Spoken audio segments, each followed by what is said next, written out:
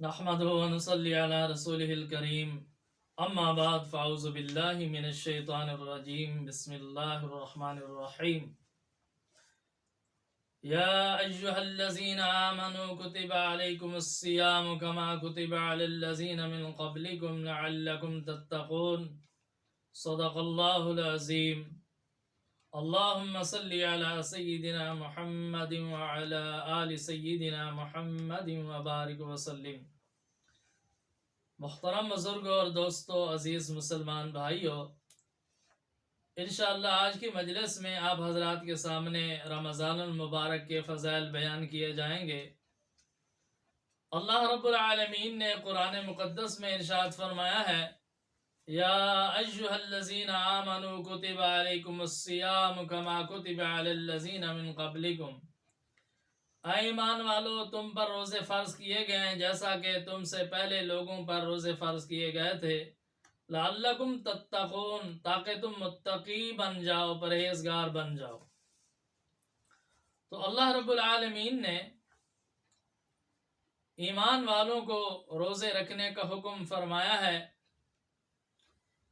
اور اس کا مقصد تقوی ارشاد فرمایا ہے کہ روزے اس لیے فرض کیے گئے ہیں تاکہ تم متقی بن جاؤ، تمہیں تقوی نصیب ہو جائے۔ عن ابی ہریرہ رضی اللہ تعالی عنہ قال قال رسول اللہ صلی اللہ علیہ وسلم،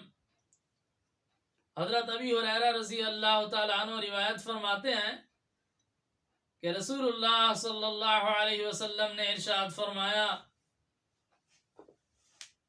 من صام رمضان ایمانا و احتسابا غفر له ما تقدم من ذنبه، کہ جو شخص ایمان اور احتساب کے ساتھ رمضان المبارک کے روزے رکھے،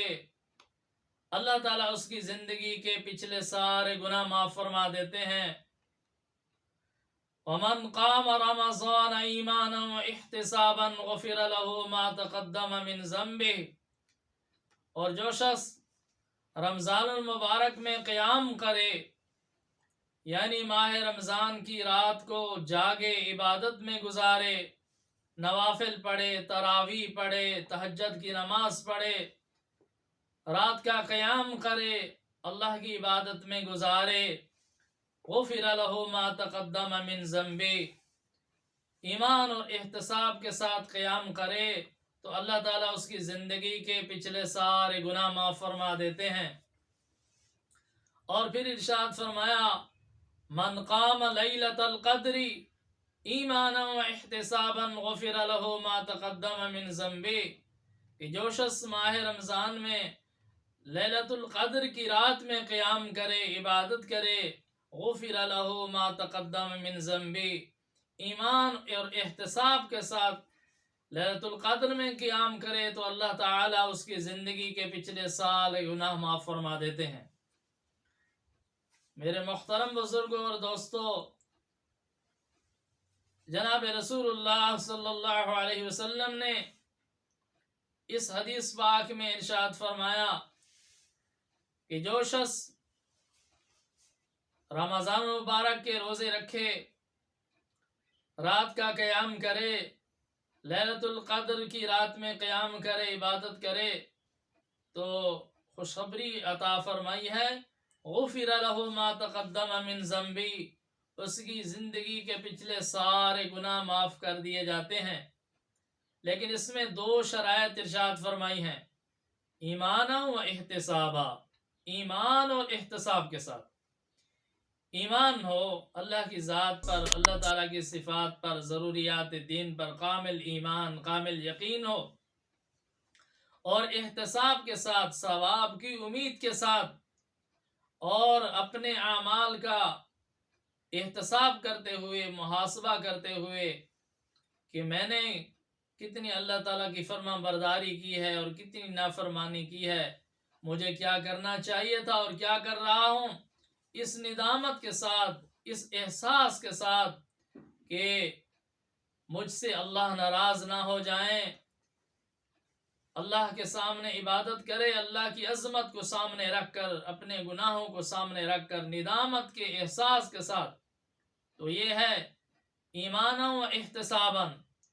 ایمان اور یقین کے ساتھ ثواب کی امید رکھتے ہوئے اللہ کی رضا کے لیے احتساب کرتے ہوئے اللہ کی عبادت کرے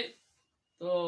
رسول اللہ صلی اللہ علیہ وسلم نے ارشاد فرمایا ہے کہ اللہ تعالیٰ اس کی زندگی کے سارے گناہ معاف فرما دیتے ہیں۔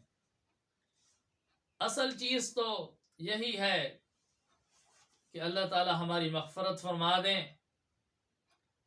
ہماری بخشش فرما دیں۔ رمضان المبارک کا مہینہ بخشش کا مہینہ ہے۔ رسول اللہ صلی اللہ علیہ وسلم نے رمضان المبارک کے فضائل بیان کرتے ہوئے ارشاد فرمایا، اولہ رحمت واوسطہ مغفرت وآخرہ عتق من النار، کہ رمضان المبارک کا یہ مبارک مقدس مہینہ ہے جس کا پہلا حصہ اللہ کی رحمت ہے، دوسرا حصہ اللہ کی طرف سے مغفرت ہے، بخشش ہے، اور تیسرا حصہ جہنم سے آزادی کا عشرہ ہے۔ جب رمضان المبارک کا مہینہ شروع ہوتا ہے اللہ کی رحمتوں کے دروازے کھل جاتے ہیں اور لوگوں کے دل نرم ہو جاتے ہیں، اللہ کی طرف متوجہ ہو جاتے ہیں، اور جب دوسرا عشرہ شروع ہوتا ہے ندامت ہوتی ہے اور لوگ اللہ کے سامنے توبہ کرتے ہیں، اللہ تعالیٰ بخشش فرما دیتے ہیں، گناہوں کو معاف فرما دیتے ہیں، اور تیسرا عشرہ شروع ہوتا ہے اور اللہ کی طرف رجوع بڑھتا ہے تو اللہ تعالیٰ